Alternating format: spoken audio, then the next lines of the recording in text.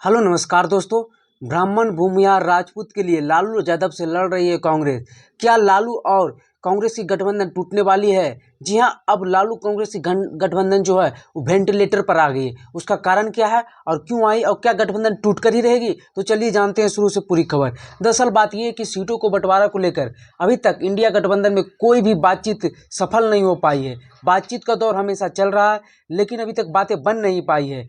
कांग्रेस की डिमांड कुछ और है, राजद अपने मन से सीटों का ऐलान कर रही है। कितने कैंडिडेट को तो वो सिंबल देकर उनके जगह को भेज दिया, और खास करके जो पहले चरण के चुनाव में थे, जैसे औरंगाबाद, गया, नवादा और जमुई, इन सभी जगह के उम्मीदवारों के टिकट भी फाइनल करके उन्हें इलेक्शन के लिए भेज दिया गया है। तो इस बात को लेकर कांग्रेस नाराज है, और वैसे सीट पर जो भेजा गया है जहां कांग्रेस लड़ना चाहती थी और कांग्रेस के उम्मीदवार तैयार भी थे लड़ने के लिए, तो उन सीटों को लेकर कांग्रेस नाराजगी है। जैसे कि हम आपको बता दें कि औरंगाबाद से कांग्रेस के निखिल कुमार, जो दिल्ली पुलिस के कमिश्नर रह चुके हैं, पूर्व में राज्यपाल रह चुके हैं और औरंगाबाद से सांसद भी रह चुके हैं, जाति से राजपूत हैं, और कांग्रेस चाहती थी कि एक सीट राजपूतों को लड़ाया जाए, और औरंगाबाद से वे राजपूत को लड़ाना चाहते थे, लेकिन वहां से आरजेडी ने अभय कुशवाहा को सिंबल दे दिया, और वो भी जेडीयू से रात को इस्तीफा दिए, सुबह आरजेडी ज्वाइन करके सिंबल आरजेडी का मिल गया। तो इस बात को लेकर कांग्रेस काफी नाराज है, और कांग्रेस के जो प्रदेश अध्यक्ष है अखिलेश सिंह और लालू प्रसाद यादव के बाद बातें भी नहीं बन पाई, और वे दिल्ली के लिए रवाना हो गए हैं, और दिल्ली में कांग्रेस के हाई प्रोफाइल नेता से बातचीत करेंगे और बिहार पर क्या बातें भी बनती हैं। क्योंकि बिहार में आरजेडी और कांग्रेस अगर दोनों साथ नहीं लड़ती तो फिर तो इंडिया गठबंधन का नैया डूब ही जाना है।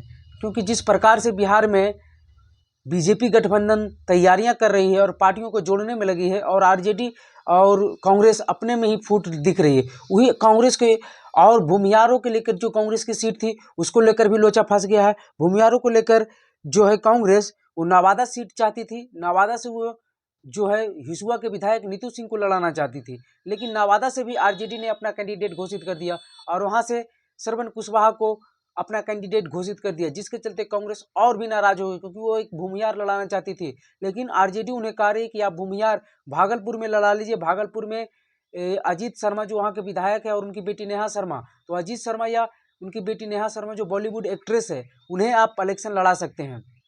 लेकिन कांग्रेस क्या इसमें मानती है? नहीं। और कांग्रेस की दरअसल बात सीटों को भी कम कर लेकर कांग्रेस की 10 से 11 सीटें की डिमांड है, और आरजेडी उन्हें 5 से 6 सीटों पर ही मनाना चाहती है। वही अगली सूट बात कर ले, जैसे राजपूतों के लिए तो औरंगाबाद चाहती थी कांग्रेस, भूमिहारों के लिए नवादा चाहती थी, और ये दोनों के दोनों आरजेडी ने ऐलान कर दिया है। वही हम बात कर ले ब्राह्मण के लिए, तो ब्राह्मण के लिए बक्सर चाहती थी, लेकिन वहां भी आरजेडी ने अपने उम्मीदवार को समझिए टिकट दे ही दिया है। सुधाकर सिंह, जगदानंद सिंह के बेटे जो आरजेडी के प्रदेश अध्यक्ष हैं, उन्हें भी हरी झंडी मिल गई और तैयारियां करने में लगे हैं, और कहा यह जा रहा है कि आप जो है भूमिहार सॉरी ब्राह्मण वो बेतिया से लड़ा लीजिए या फिर वाल्मीकि नगर से लड़ा लीजिए कांग्रेस को। लेकिन कांग्रेस क्या इस पर तैयार होती है, ये देखने वाली बात होगी। वही सीतामढ़ी सॉरी समस्तीपुर सीट से भी कांग्रेस को दलित लड़ाने के लिए कही जा रही है, क्योंकि आप समस्तीपुर से बीके रवि जो तमिलनाडु में डीजी रैंक के अधिकारी रह चुके हैं, उनकी बात चल रही है, लेकिन वे कितना असरदार होते हैं ये देखने वाली बात होगी। कांग्रेस को ही उन पर अभी तक भरोसा नहीं हो पाया है, तो और क्या होगा।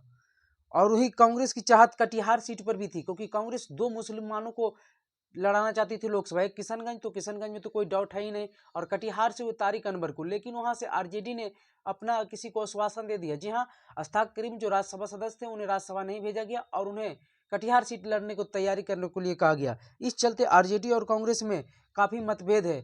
और भी सीट है, जैसे कि सासाराम कांग्रेस को लड़ने के लिए दिया जा सकता है, तो मीरा कुमार भी वो सीट लड़ना नहीं चाहती, क्योंकि उनको स्वास्थ्य कारणों से वो भी खराब चल रहा है, तो वो अपने बेटे के लिए काराकाट चाहती थी, लेकिन उन्हें पटना साहिब भेजने की बात चल रही है। तो इन सभी बातों को लेकर आरजेडी और कांग्रेस में बातें नहीं बन रही है, और कांग्रेस यहाँ तक सोच रही है कि अगर 9 से 10 सीटें हमें नहीं मिलती तो हम बिहार में अकेले चुनाव लड़ लेंगे, और आरजेडी अकेले।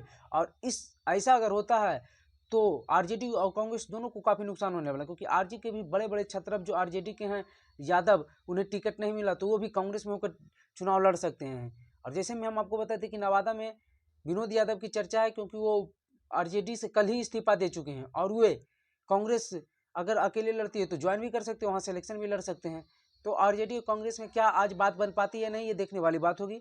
और अगर बनती है तो हम आपको न्यूज़ देते रहेंगे। ऐसे ही वीडियो देखने के लिए हमारे चैनल मलकी खबर को सब्सक्राइब कर ले और मलकी खबर फेसबुक पेज को भी जाके फॉलो कर ले, डिस्क्रिप्शन में लिंक दिया हुआ है।